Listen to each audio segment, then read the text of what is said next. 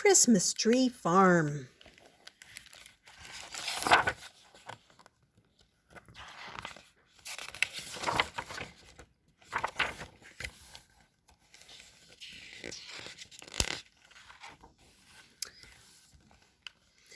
Grandpa and I sit on the seat of his tractor. We drive along the path that winds through woods filled with Christmas trees.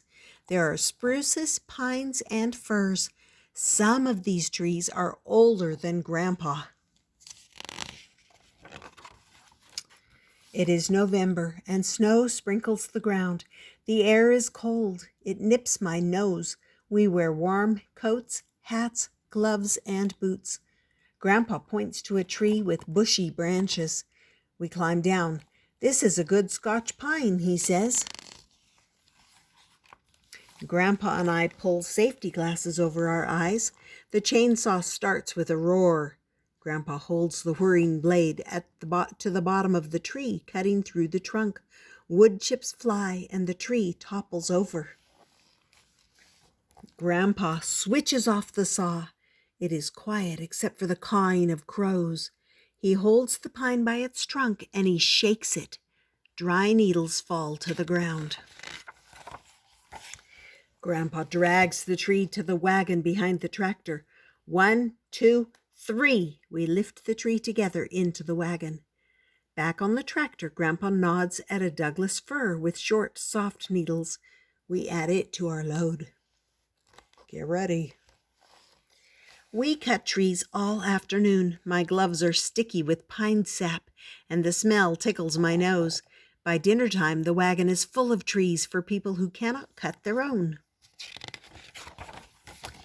The day after Thanksgiving, Grandpa unlocks the door to the tree hut, where customers pay for their Christmas trees.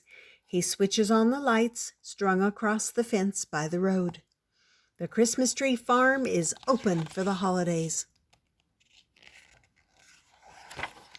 Most people tramp through the woods until they find a Christmas tree that looks just right to them. They cut down that tree and carry it to the tree hut where we collect their money and offer them Christmas cookies baked by Grandma. Keep your tree in a cool place till it comes in. Shake it so the dead needles fall off. Cut off a thin slice of the trunk so it will get lots to drink. Put it in the stand and make sure it always has lots of water. People drive from everywhere to buy their Christmas trees from Grandpa. He loves to talk about the trees. He gives tips on how to keep them fresh at home. Grandpa talks as he pulls each tree through the baler. The tree comes out the other end covered with a net that holds the branches close to the trunk. Now it's easier to tie it to the roof of the car. See, like this. Most people do not know Christmas tree farming is year-long work. In the spring, a truck delivers hundreds of seedlings that are not much bigger than Grandpa's hand. The seedlings have many enemies. There are insects and diseases, rabbits and deer. We lose many seedlings, so we must plant more than will ever grow into trees. Grandpa, Dad, my sister Emily, and I plant the seedlings in straight rows. Each row is about 6 feet from the next. We leave enough space so we can drive a tractor with back end blades between the rows, turning up the soil so weeds do not hurt the young trees. By summertime, the trees are wild and shaggy with new growth. Under the hot sun, we trim and prune and shape the trees. When we are done, they look like real Christmas trees. Ta-da! In the fall, we measure and tag the trees. Grandpa uses a wooden pole painted with different colored rings. The pole shows how tall a tree is, so we know how much it will cost. A tree as tall as the orange ring is 4 feet tall and gets an orange tag. Blue means 5 feet, A tree that is 6 feet gets a red tag. The tallest trees are marked with a yellow tag and are 7 feet and up. It takes more than 15 years for a Christmas tree to grow that tall. It is no surprise that trees with yellow tags are the most expensive. Grandpa closes the tree hut early on Christmas Eve. I count the money while he oils and hangs the saws until next year.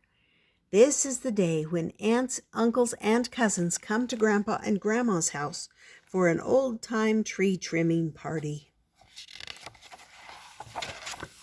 In the backyard, we decorate the blue spruce with strings of popcorn and cranberries, birdseed wreaths, and stars of soot. We stand at the window and watch the birds feast in the glow of our Christmas tree.